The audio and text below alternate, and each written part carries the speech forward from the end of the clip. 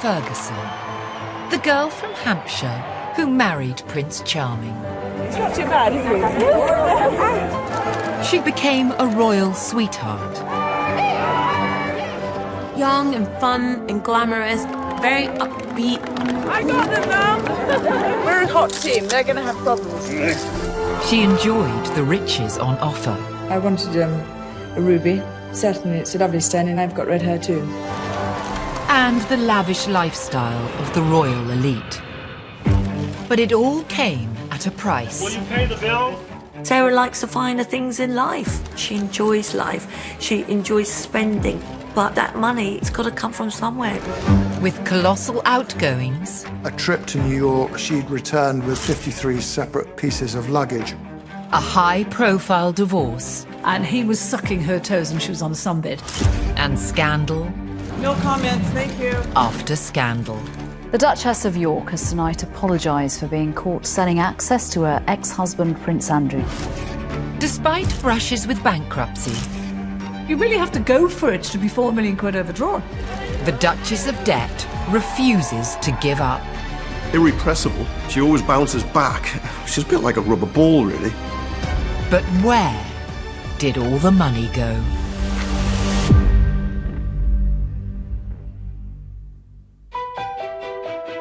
Sarah Ferguson was born on the 15th of October, 1959. The second daughter of Major Ronald Ferguson, a polo manager, and socialite Susan Barantes.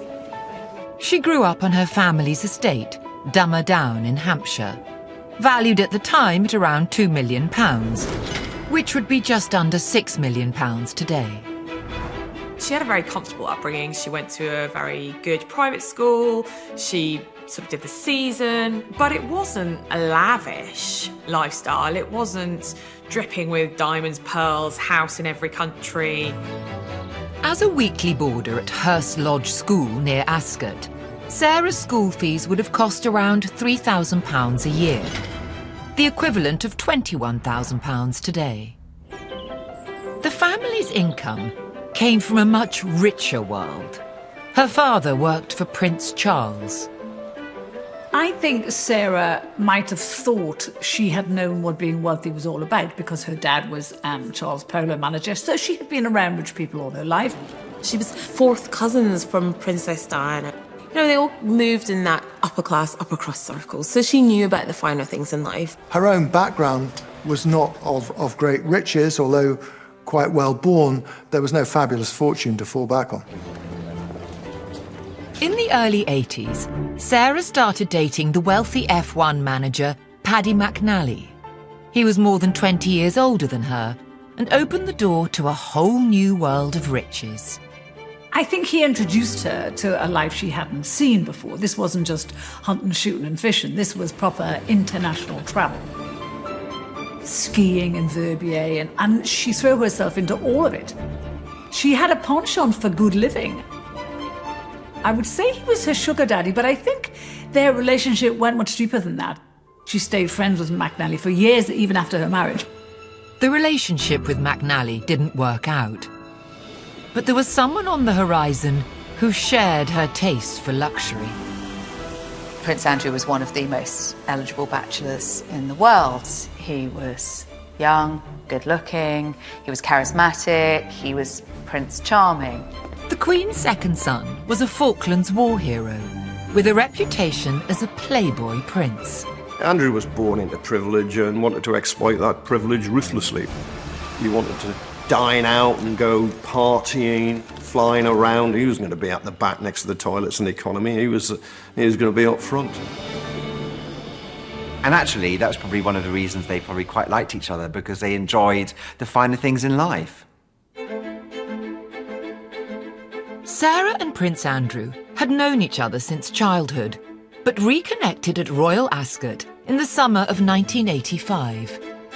When she first started dating Prince Andrew, the pair of them were like a pair of overexcited Labrador puppies. Oh, God, don't fall over the top of the wall. And we loved them. They were clearly madly in love. By 1986, Sarah and Andrew were getting serious. But until he put a ring on it, there'd be no royal allowance for her. So she kept her day job in art publishing, earning £12,000 per year, around 35 grand today. And she stayed living in a flat in Clapham, where rent was £30 per week. That's very kind of you. Thank you very much. Thank you very much. Thank you. How sweet. But she would also get a taste of the perks of royalty when she joined the family on their annual ski trip. In the ski resort of Davos today, after a night of thought and a morning's negotiation, it was decided by the Prince and Princess of Wales that the wrap should be taken off Sarah Ferguson and she should brave the slopes in front of the press. The public perception of Sarah Ferguson, or Ferg, is she was known quite a fun, frivolous, carefree person, just a really nice, posh girl who met a prince. Sarah was winning over the press. But until she became a royal wife, she'd have to slum it in economy class.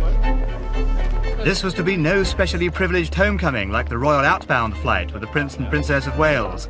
Fergie and friends not only flew home scheduled British Airways, but economy class to boot.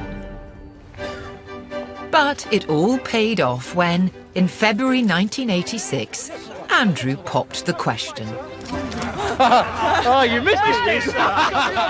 Sarah was a step closer to a life of riches and status, with a huge ring on her finger. Stunning. Red. I wanted a ruby. Certainly, it's a lovely stone, and I've got red hair too. The oval-cut Burmese ruby alone reportedly cost £25,000 at the time. And the ring has today been valued at around £75,000. Andrew was a Willy Wonka golden ticket to a glitzy new life. Yeah, the girl from the county set was doing very well for herself. On the 23rd of July, 1986, Sarah and Andrew's wedding day was an exercise in 80s extravagance. The first full view of the dress and the bride in all her beauty. The massive train, you know, she loved everything to be very grand, and it felt that she was somebody who wouldn't scrimp or save on anything. Sarah's ivory satin dress had a 17-foot train, a 20-foot veil, and cost over £35,000. It was over the top, even for the time, but then Fergie was over the top. Even from 2,000 feet, the white splash of the bride's dress and 17-foot train is clearly visible. While most royal brides borrow a tiara, the Queen had one specially made for Sarah. Covered in diamonds, the York tiara is valued at around £250,000. This was her fairy tale. She couldn't believe it. The love of all the crowd. And you could just see on her face how chuffed she was to be there. The Queen was there to see them off, as the royal couple took to the air. They're off to the Azores on honeymoon. Maybe one of the foundations of their relationship was they both want the same things in life. They both want money and freebies, and they wanted this incredible life. On marrying Sarah, Andrew got a huge pay rise, and the couple started out on a royal salary of around £60,000. This will swirl when I dance, won't it? And there was access to designer clothes. It does fit beautifully. Yeah. Okay, I think that's great. Luxury cars and prestigious accommodation. She suddenly gets into the royal family and she sees real wealth. And she ran with it. She ran with it big time. The province gave them fur coats as a surprise gift. The Duchess, being the Duchess, tried hers on straight away. Sarah threw herself into royal life and was greeted as a breath of fresh air. We're a hot team. They're going to have problems. She wasn't fuddy-duddy. She would talk to all the crowd. She'd wave. She'd say silly jokes, probably say things she shouldn't say. Her Royal Highness, the fair Duchess of York. And in 1987, she was centre stage in the now infamous It's a Royal Knockout, as seen in this extraordinary footage. She is the star, really, of that show. We're the best blue bandits there are. No challenge was too big, too bad, too mad. She's never going to be caught. But the programme would prove to be a misstep for the royals. Why were we supposed to be laughing at a whole load of privileged people having fun? It just didn't work. They got slated for it. They looked clowns and buffoons. It went down like a cup of cold sick. And this wasn't the last time Sarah's public image would take a battering. Coming up, the Duchess of Debt. £4 million? How did she ever think she was going to pay that off? And a front page foot fiasco. Famous picture, infamous picture. I remember seeing it for the first time and my head nearly dropped off.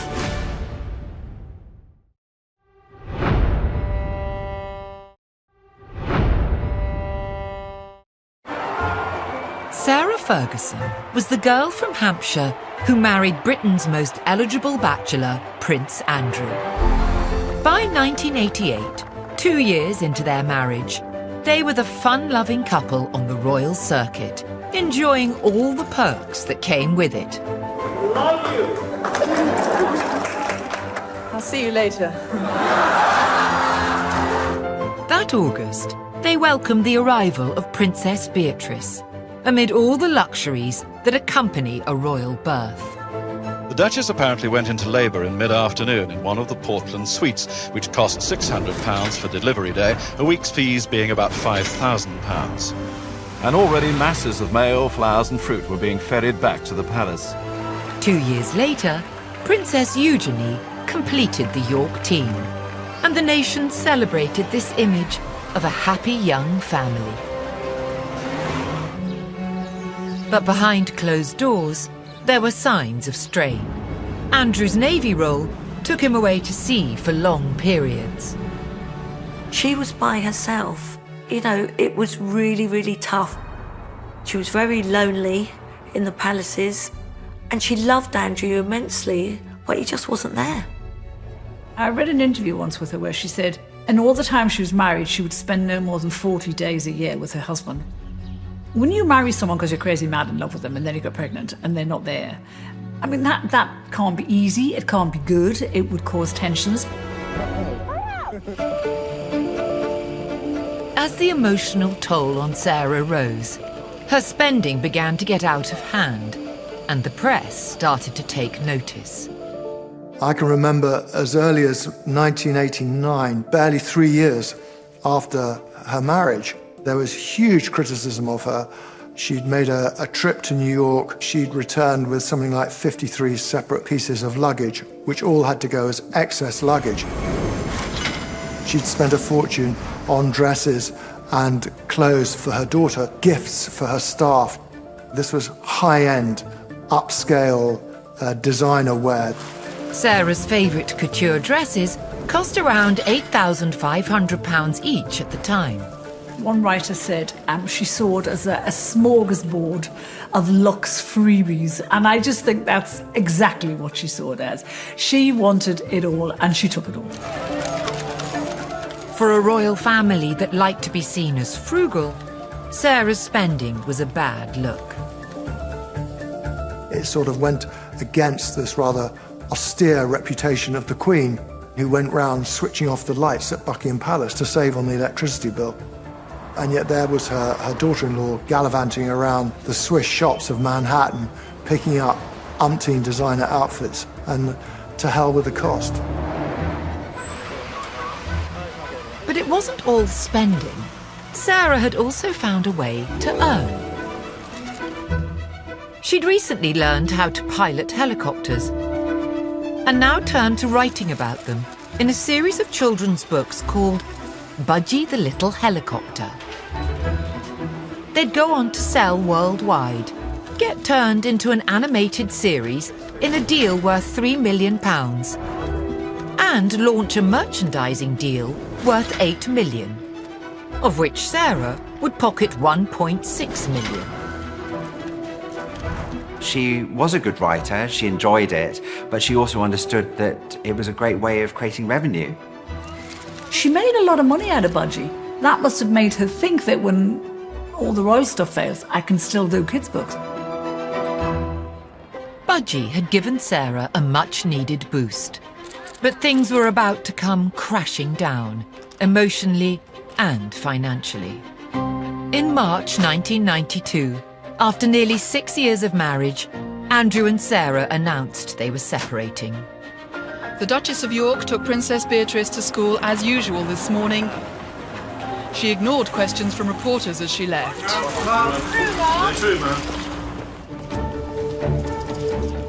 Rumours of a possible reconciliation circulated. But that summer, one paparazzi picture put an end to all hopes. When she had gone on holiday with her financial advisor, a guy called Johnny Bryan. And there was this famous picture, infamous picture. I remember seeing it for the first time and my head nearly dropped off. And he was sucking her toes and she was on a sunbed. Well, we all knew that was just going to be the end of the marriage. It would also see her firmly kicked out of the royal fold.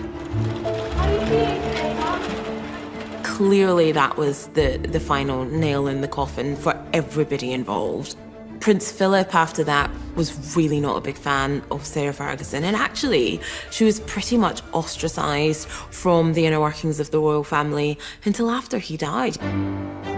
Now Sarah moved into Remender Lodge on the Wentworth estate near Ascot. Her income was reportedly a £15,000 yearly allowance from the royal family. Now she'd have to run her own household for the first time and pay rent of £4,000 a month. She shared her new challenge with a crowd in Washington, D.C. As an independent woman, I am now largely responsible for the finances of my family. But the Duchess was showing no signs of scaling back. The lifestyle she was leading was remarkable for a separated princess of a younger son of the royal family. Housekeeper, she had a butler, she had a chauffeur, she had an assistant, she had a dresser, she had a dresser's assistant. There were all sorts of secretarial people. These were people who needed to be paid. Sarah was reportedly spending £384,000 per year on staff, £47,000 per year on food and drink.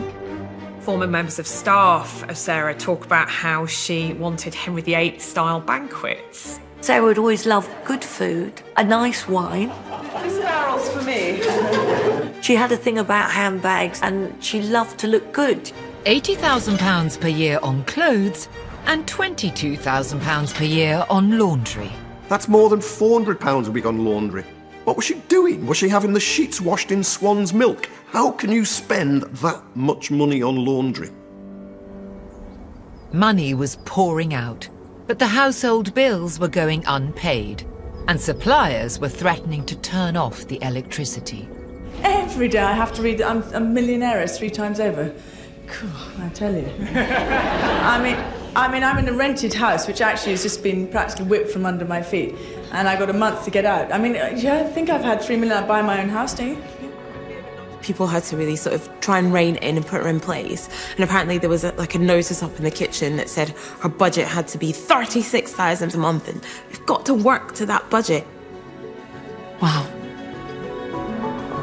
If you're still a working royal and you're living within a royal residence that's been given to you by the Queen, no one is about to, turn your electricity off. Suddenly, she had to pay for everything herself. And I think she was just useless at it. I think just normal household husbandry was beyond her. But the everyday bills were nothing compared to Sarah's spending on holidays. And I think that first 12 months after separating from Andrew, she had 6 extremely expensive foreign holidays. She was enjoying the travel, private jet. She wanted to be first class. It's widely regarded as Washington's best hotel, where a two-bedroom suite can cost £1,600 a night. The top hotels, giving the best for her girls. The Far East, to America, all over the world, trips on Concorde. In 1994, Sarah spent 6 weeks in the south of France, reportedly spending £18,000 on a luxury villa and a further £90,000 on late-night partying with celebrities including Andrew Lloyd Webber and Roger Moore. She was addicted to spending. She was addicted to that high life. And if you want to be on super yachts and hanging out with Elton John, you need some money. But where's your money coming from? She lived way beyond her means, absolutely way beyond her means. Back home, the spending continued. Princess Beatrice's 8th birthday party involved a full fun fair in the garden. That is not a normal way to spend money, and she has been very open about that and has been very honest and admitted to having an addiction to spending money. You know, she was a young mother. She had been given access to this very unique lifestyle, and she got it wrong. By 1996, Sarah's spending had spiralled out of control. It was revealed that she was overdrawn on her account at the Royal Bank Coutts by an eye-watering £4.2 million. I mean, it's just colossal. £4 million. You are £4 million in the red. How did she ever think she was going to pay that off? Any comment on your financial problems? Hello. Will you pay the bills? Paying off the interest on this overdraft would have cost Sarah a staggering £1,100 every day. It built up to an amount that I think she thought, gosh, even me, I don't know how to deal with this debt. You know, she kind of swept it under the carpet instead of dealing with it, and it just grew and grew and grew. Now relations with the royal family hit a new low as Buckingham Palace released a statement distancing the Queen from Sarah's finances.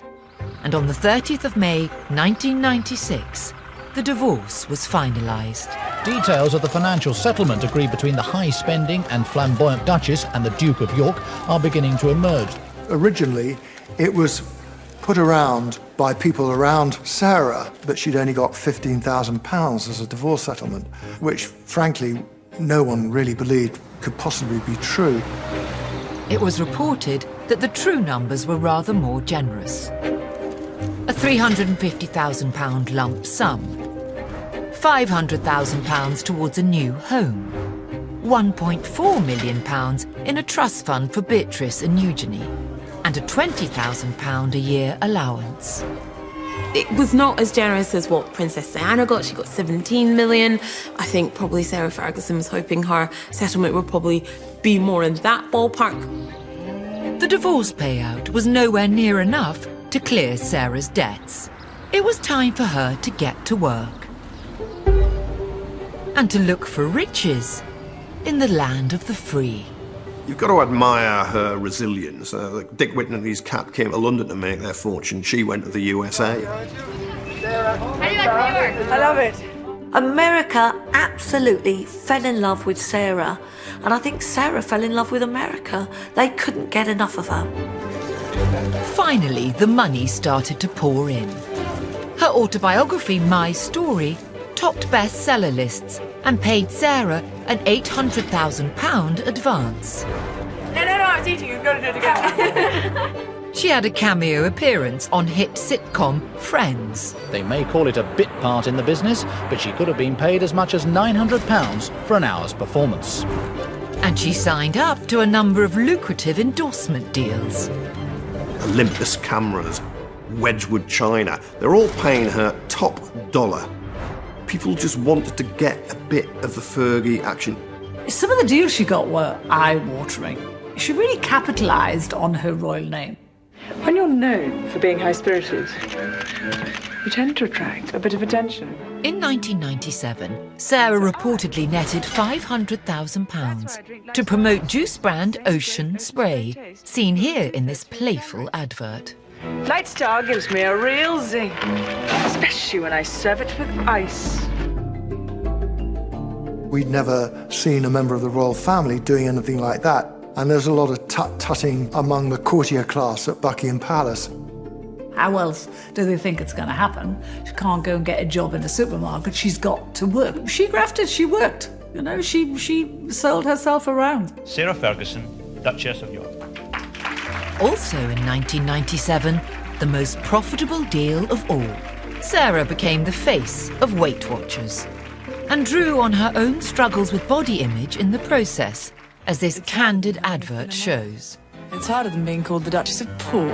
It's the hardest thing in the world, staying on a diet. Introducing 1-2-3 Success. It's a real diet breakthrough from Weight Watchers. She managed to overhaul her image. She lost 4 stone working out with the trainer. This role reportedly earned Sarah a whopping £1 million per year. £1 million a year for 11 years. If you uprated that now, it'd probably be more than 20 million quid in total. That was a huge amount of money. What appeals to me in America is the fact that they're prepared to give a girl another chance. They seem to be, I don't know, very forgiving. When Sarah went to America, I actually thought, wow, she has totally smashed it. She's reinvented herself. But could this success last? Coming up, after the boom, Sarah heads once again for bust and into an infamous sting. The fake shape episode was probably one of Sarah's darkest moments. She felt a national embarrassment. And a helping hand comes from a convicted sex offender. That's the kind of sleazeball that she goes to get money from.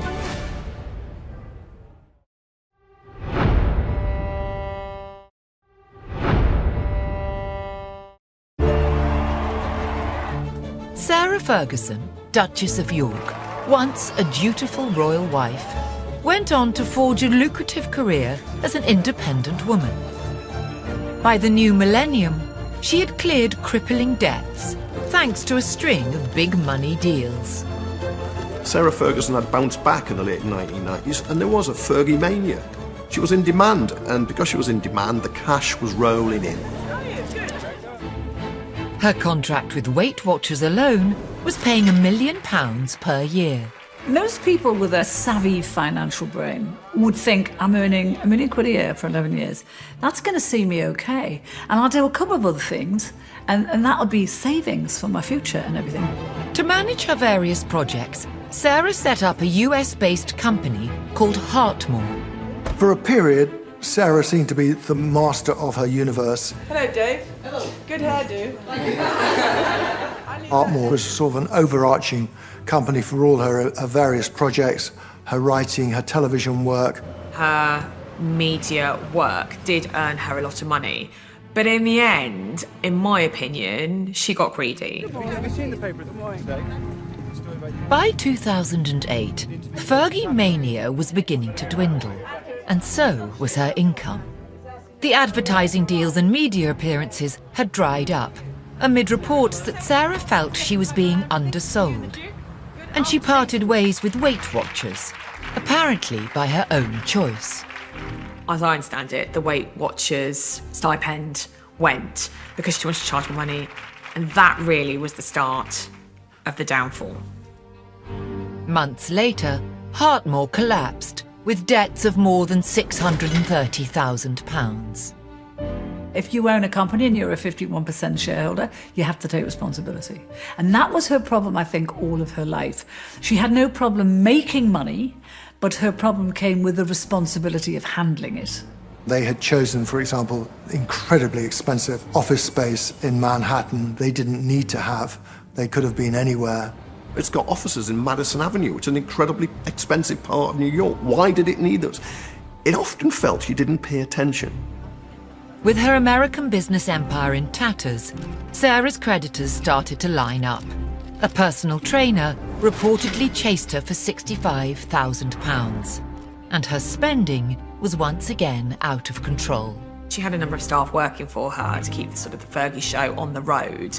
And in 2009, 2010, stories came out that she would have, lavish feasts prepared for her that would just go uneaten. She would only drink champagne or pink champagne. She would have huge bills.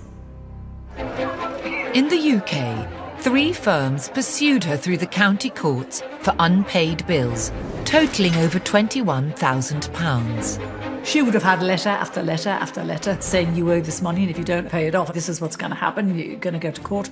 She must have had dozens of those letters ignored. And most seriously, a leading law firm took her to the High Court for unpaid fees of over £200,000. If you are facing legal action from a lawyer in regards to unpaid fees, clearly that is not in a good position to be in. Enforcement of that action can ultimately lead in something like bankruptcy. Once you don't pay your lawyers, that's when the problems really start, because they are going to want their money back. Now facing financial ruin, Sarah was about to receive an offer that was too good to be true. Desperate times come for desperate measures, and no one was more desperate in 2010 than Sarah. The Duchess of York has said she's devastated and regretful after being secretly filmed by a newspaper, News of the World, offering to sell access to her husband, Prince Andrew. We want to do a big deal with Andrew, then that is the big one. I do want, of course. In the shocking footage, Sarah is seen promising access to Andrew in return for £500,000 from an undercover reporter posing as a wealthy foreign businessman. £500,000 when you can, to me, open doors. In Prince Andrew? Yeah. Is that a deal? Yeah. She's talking about £500,000 to basically pimp out her husband and goes off with a suitcase with a load of cash. I think it shows you when people are desperate. When they get really into debt, their judgment goes completely out the window and they'll do anything for money. Thank you. No comments, thank you. Sarah apologised for what she described as a serious lapse in judgment. Did he know anything about it? The fake shake episode was probably one of Sarah's darkest moments. It was embarrassing to the royal family. She felt a national embarrassment. She felt she'd let everyone down. Months after the fake shake scandal, Sarah's finances hit a new low. With reported debts of up to £5 million, she was considering declaring bankruptcy. Royals don't go bankrupt, surely, but Fergie was about to go bankrupt. That must have been very, very, very difficult. Had she declared bankruptcy, that would have been catastrophic for her. Her outgoings would have been put into the public domain. That would have kept the tabloids going for the next decade. It would have been shocking. At this point, ex-husband Andrew stepped in to help. But this would lead Sarah into an even darker scandal. One of Sarah's debts was £78,000 in unpaid wages to a former assistant. Andrew arranged for £15,000 of this debt to be paid not by himself, but by convicted sex offender Jeffrey Epstein. For Sarah Ferguson to take £15,000 from Jeffrey Epstein, the paedophile pal of her husband Andrew, was another catastrophic, colossal error. Sarah has children, she has girls, and she must have known what Epstein was up to, and yet that's the kind of sleazeball that she goes to get money from, and it makes you think, my God, she'd take it from anywhere if she'd take it from him. In April 2012, Sarah made a stark and heartfelt apology, describing the incident as a gigantic error of judgment. She vowed to repay the money, but it was another nail, if you like, in the Sarah financial coffin. If you look at all the decisions, that is probably the very worst. When the Epstein scandal happened, I was really worried for Sarah. It was awful, and I just felt, gosh, her world yet again is crashing around her. She is the comeback queen, but I just didn't know how she was going to come back from all of this. In recent years, Sarah has claimed to finally be debt-free, although her spending continues to attract attention. In 2022, she purchased a Belgravia townhouse for £4.25 million. The same year, her ex-husband paid a reported £12 million settlement to Virginia Giuffre, who had accused him of sexual assault. I think the public was baffled by that purchase. We were led to believe that she and Andrew didn't have the money required for settling his case against Virginia Giuffre. There's a husband paying up to £12 million to settle a court case with a woman he claims he doesn't know, and she's buying this really expensive house. It just feels a bit odd, and I think those questions need asking and they need answering. Everyone thinking Sarah's on the brink of bankruptcy. They're thinking, how is she affording this? Where is this money from? But the fact is, Sarah works jolly hard, and her daughters also work very hard. And I'm to believe her daughters actually did buy this home for their mother. Sarah is believed to be renting out the townhouse for around £16,000 a month, which would earn her an income of nearly £200,000 a year. If you dig a bit deeper into the land registry, it says that that house cannot be sold without the permission of Beatrice and Eugenie, which suggests that maybe they stumped up some of the money. It's been kind of tabled as a nest egg for them and for their future. I think it's probably a nest egg and a bit of security for Sarah Ferguson if she should need it. Coming up, are Sarah's financial woes behind her? It's been a roller coaster. She should be set up for life, but she ain't. And can her business dealings withstand the current media spotlight? Johnny Han is a prominent Chinese businessman. He has given money to Sarah through his business. I do wonder whether that relationship is going to come into more scrutiny.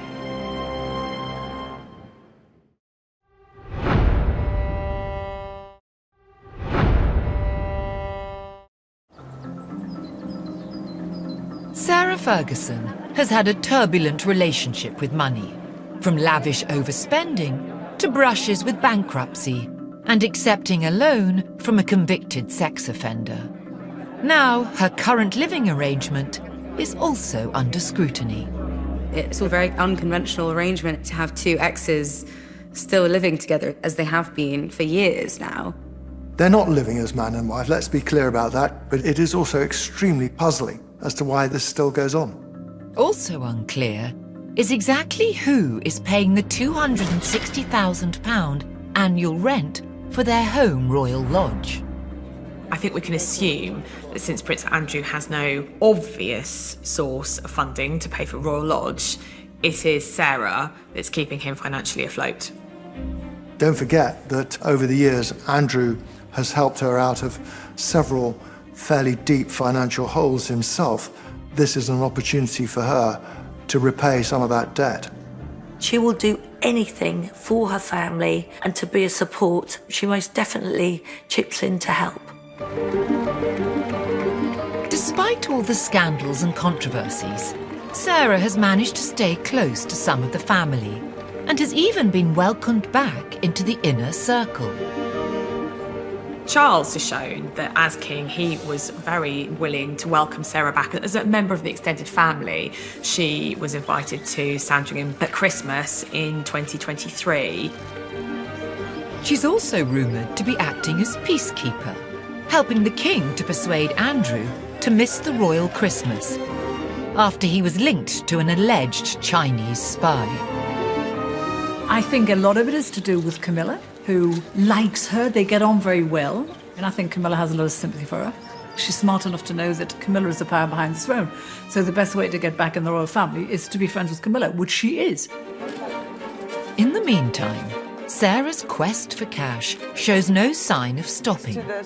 In recent years, she's appeared on the shopping channel QVC as these jovial scenes show, promoting £53 hair straighteners.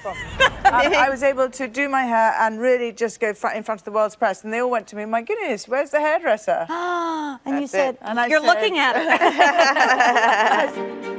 She's also sold £1,700 gold-tipped fountain pens engraved with her personal monogram, launched a gallery of her digital art and spoken word poetry, and signed a 22-book mega deal with an Australian publishers.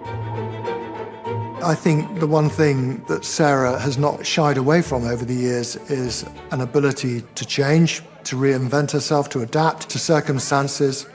She's the queen of reinvention. She just reinvented herself, didn't she? And she kept doing it until she got to the point where she is now. It is incredible work, absolutely. But not all of Sarah's recent business ventures have succeeded. In 2020, she launched Ginger & Moss, a premium lifestyle brand, which planned to sell products including tea, dinnerware and jewellery to upmarket stores.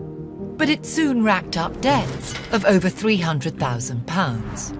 I'm looking here at the Company's House records for Ginger & Moss Limited. One of the directors is Sarah, Duchess of York, Sarah Ferguson.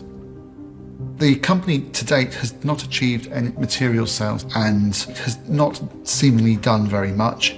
The accounts are showing that the company has got negative reserves of £304,613. What that means is the company has got more debt than it has of assets.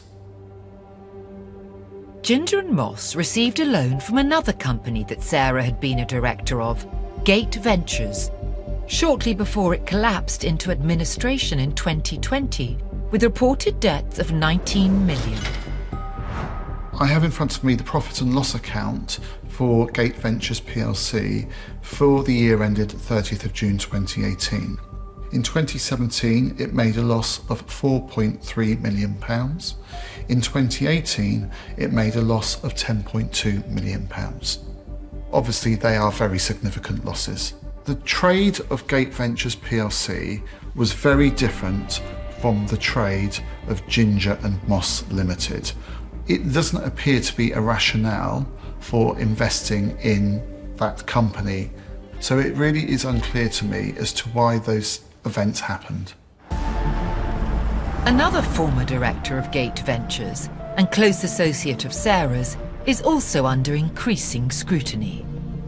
Dr. Johnny Hon, a Hong Kong tycoon, reportedly paid Sarah hundreds of thousands of pounds through firms he chairs in China and attended the wedding of her daughter, Princess Eugenie, in 2018. He is now alleged to have links to the Chinese government's secretive foreign influence network. Johnny Hon is a long-term friend of Sarah's. He's a prominent Chinese businessman. He has given money or lent money to Sarah in the past through his business. In the light of Yang Tenbo's relationship with Prince Andrew, I do wonder whether that relationship is going to come into more scrutiny. Dr. Hon has denied being a member of the Communist Party, saying he is emphatically not a part of any effort by China to penetrate the British establishment. I remember at Princess Eugenie's wedding, a lot of friends of Andrew and Sarah's were invited, but these friends were prominent business people who we suspect have given Andrew and Sarah money in the past. I think what they have been getting in return for their money, it's access. It's that exclusive access that money can sometimes buy. Despite lingering questions around her financial judgment, Sarah's knack for self-promotion is beyond doubt. She's spoken openly about money and health worries in recent years, embracing social media and even launching a podcast. She's very tapped into the zeitgeist in a way that royals typically aren't. And I think that is incredibly business-minded because that ensures that there are always lucrative commercial opportunities for her. After nearly 40 years in the spotlight, Sarah Ferguson has shown a remarkable ability to bounce back. But has she really learned from her mistakes? Or will she always be one scandal away from disaster? Whatever you think about Sarah, you can't question her tenacity, her sheer will to get things done. And she is still here, louder than ever, making more business decisions than ever, writing more books than ever. She's more present than she ever has been. It is remarkable that despite all these financial problems that she's had over the years, Sarah has retained the affection of the British people in the way that she has. And I think that has demonstrated, if you like, a resilience that she has and a deep-seated affection that the public have for people who make mistakes but are prepared to come back and have another go.